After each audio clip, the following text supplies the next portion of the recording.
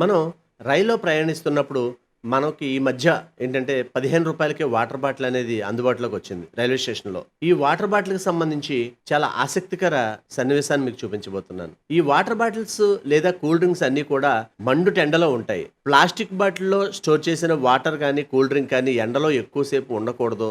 అది తాగితే అనారోగ్యం పాలవుతామని చెప్పేసి మనం చదువుకుంటూ ఉంటాం. నెట్‌లో కూడా మనం సెర్చ్ చేయొచ్చు. కానీ ఇక్కడ రాజమండ్రి రైల్వే స్టేషన్‌లో ఒక్కసారి బాటిల్స్ చూడండి. మండుటెండలో అలానే ఉంటాయి. ఇవే కూలింగ్‌లో పెట్టి మనకి అమ్ముతారు. మరి ప్రజారోగ్యం ఏమైపోవాలి? దీనికి రైల్వే అధికారులు ఏమైనా చర్యలు తీసుకుంటారా? తీసుకోరా? అనేది ఒక అంశం అయితే, ఇక్కడ వీళ్ళని ఈ విషయమై వివరణ అడగా ఇదేంటండి ఇలా ఎండలో ఎందుకు వదిలేశారని అడిగితే, మాకు ప్లేస్ లేదు. బోలెడంత రెంట్ పే చేస్తున్నాం మేము. ఎక్కడ పెట్టుకోమంటారు? పైనేమో ఎక్స్టెన్షన్ చేయడానికి కుదరదు అని అన్నారు. మరి రైల్వే అధికారులు మీ ఆదాయం కోసం ప్రజల్ని ఇబ్బంది పెడతారా?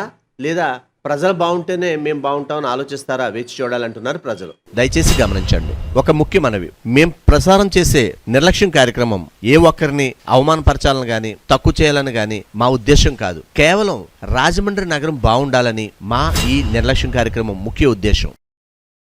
ఇలాంటి చాలా ఉన్నాయి, ఇంకా దాచాం కుప్పలు కుప్పలుగా.